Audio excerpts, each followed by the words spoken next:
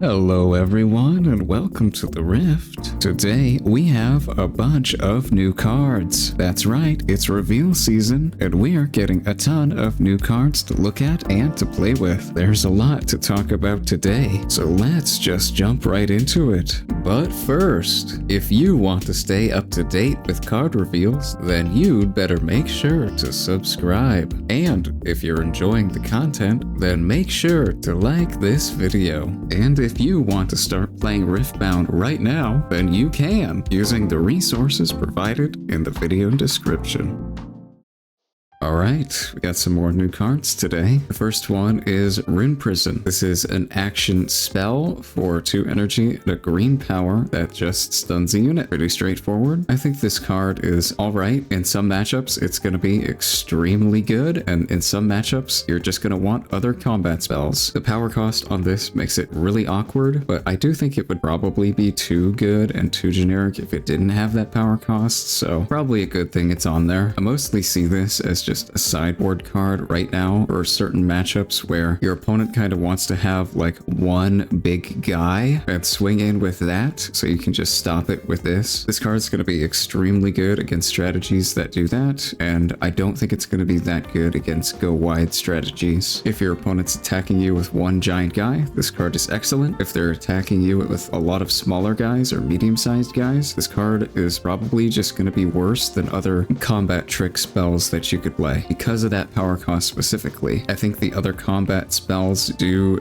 very similar things to this, but this one has a power cost, so in certain scenarios, like I just described, being attacked with a bunch of different things, this card I think is just going to be strictly worse than the other spells that you have access to. It depends on the format, whether you put this in your main deck or just in your side deck. I think for now, because we have Jinx and Victor as really strong decks, this card isn't that great against those decks. I would rather just have other combat tricks that don't cost power, so I think for now this card is just relegated to the side deck because of that power cost. Makes it really awkward. You might be able to play like 2 in your main deck, but definitely not 3. I really don't ever want to draw 2 of this against decks where it's not that good. But yeah, overall solid card. I think it definitely will see play. It's pretty good, but maybe not main deck play depending on the format. Alright, Last Stand. This is another green spell that costs 3 and a power. It also has action, and it doubles a friendly unit's might this turn, but gives it temporary. I think this card is pretty much just useless. Best case scenario, you use this spell to pump something up really big and then smack over something that's gigantic, but you can already do that in green with things like Yasuo, so this card really doesn't do anything that green already couldn't do. It doesn't really add anything to green, really. And the fact that you 2-for-1 yourself, you trade one of your opponent's big units for your unit and this spell, that's not a good trade. I really don't want a 2-for-1 myself in a TCG, especially not in this game, and I think in any scenario where I'd want this spell, I think I'd just want Yasuo instead. The fact that this costs a power also makes it really expensive, and I think in certain matchups where you need to punch a big thing, you probably don't sideboard this card even then. You probably just sideboard some Yasuos. I think that is an overall just way better card than this, way more versatile, and can still basically accomplish exactly the same thing that this card does, which is just to punch over the biggest guy that your opponent has. Yeah, I think I'm just gonna play Yasuo instead. I really don't see a use for this card. Alright, Taric. This is a green champion for 4 energy and a power. He's got 4 might, he's got shield, tank, and he gives other friendly units here shield. Pretty straightforward card, just good on defense, but not really good on offense, so I don't really think he slots into that many decks right now. Maybe you could put this in Ahri, but you already have rate cards for Ahri for holding, so I don't really see this guy as that useful. You already have Sona, who's just way better at holding than this card is, and you also have your Ahri champion, who again I think is just equally as good, if not better, than this card at holding, because Ahri's cheaper. I really don't think Ahri needs that much more defensive power, which she needs is offensive pressure and draw power, which this card doesn't help with. So I think it's just a little bit redundant. Leona also definitely doesn't need more defensive power. You have Shen, you have stuns, you have combat tricks, you have basically everything you'd ever want to try and defend in that deck. Maybe you could play this in Yasuo. He really doesn't have that many great 4-drop options right now. You have Sona, and that's kind of it. So maybe this could be good in Yasuo. I don't know. Holding isn't exactly what Yasuo is really trying to do though, except with Sona. So I guess you could try playing this card. It might be decent, but outside of that, I really think this card is just redundant. It does something that green is already really good at doing. Maybe you could have this as a sideboard card in matchups for you want to hold more, but again, you could just side other tools for holding that will probably just be better than this card. All right, next we have Fiora. She's a yellow champion for 4 energy and no power. That's pretty nice. She's got 4 might, and while she's mighty, which means she has 5 or more might, she has deflect, ganking, and shield, which is pretty nice. This definitely goes in a deck that can make buffs, probably in set, maybe in Leona, maybe, but I think Leona has better options right now, and not really enough stuns to buff her and the other stuff she wants to buff. If you can't buff this unit, this is basically just a 4 might vanilla, which is pretty terrible, but if you can buff her, she's got some pretty decent keywords. The fact that she doesn't cost power is pretty nice for set, because set is an extremely power hungry deck, so the fact that you can play this out without churning through your power by playing units is really nice. I think this is probably going to be played in set once we get more buff enablers. Set really doesn't have many right now. You've got 2 cards and that's kind of it. You really don't have many ways of giving this thing buffs, but if you can reliably give this card buffs, then it's pretty good. So I think once set gets actual support to where he can become a consistent deck and give buffs out regularly, then this card's going to be pretty good. But for right now, it's just another buff payoff when we don't have enough enablers. So I'm guessing this card is going to see play, but I don't know for sure because we can't really see the future yet, and we don't know how many buffs set's going to get. Primal Strength. This is an orange action spell for 4 energy and a power, and it gives a unit +7 this turn, which is decent. It's a substantial amount of might, but the card does cost quite a bit. I think it's going to be a pretty useful card in Misfortune because you don't really have big guys in that deck, and you have a lot of readying, so you can pump up one of your small guys, attack with it, ready it again, and gank over to the other battlefield to clear both fields, which is a pretty nice play. It gives you some actual removal in that deck, which is nice. Before, you only had cards that push things off battlefields or bounce things back to your opponent's hand, which isn't permanent removal, it's just temporary. It's nice that we actually have a permanent removal option in Misfortune. That's pretty good. As far as other decks go, I really don't see this getting that much use. Like, maybe you can combo it with things like Challenge, but that's about it. Other orange decks really don't have much trouble making things big, so I don't really see much use for this in other decks outside Misfortune. But yeah, it's a very interesting card. I think it's definitely going to see some sideboard play in Misfortune, maybe main deck play as well. This card might be good enough. You do have your signature spell already to close out games, but this as a backup option that can also be used in the mid game is pretty nice. All right, our last card for the day. This is Kog'Maw Caustic. He's a purple champion for 3 energy and a power, and he's got 1 might, which is kind of wacky, but it makes sense when you see his effect. He's got Death Knell, deal 4 to all units at my battlefield. So he's just a bomb. Literally, he just goes to a field and blows up. I really don't think this card is that useful, despite how funny it is. Purple really doesn't have many ways of accelerating units outside of Yasuo, where he has his legend ability, so maybe you can play this card in that deck as a board clear, but outside of that, this is the most telegraphed board wipe ever. You just play this down, your opponent sees it coming from a mile away, and just doesn't play into it. So yeah, I think this card needs some support to actually be usable outside of Yasuo, but if it gets some acceleration, it could be a decent card. People really aren't stacking a bunch of units at battlefields right now. That's kind of just not how you want to play the game in general, so this card is already hurt by that fact. Plus, it's very telegraphed, and it is honestly a bit expensive for what it does, and it doesn't do it fast enough on its own, so I really don't think this card is currently very useful at all, despite how funny it is. Alright, that's all we have for today. I'll be posting a ton more videos on card reveals in the future, as well as live streaming gameplay and my live reactions to new cards, all throughout the course of reveal season. So if you want to keep up to date with new card reveals, then you'd better hit that subscribe button. And of course, if you want to start playing Riftbound, you can do so right now with the links in the video description. Alright, that's about all I wanted to say today. Take care.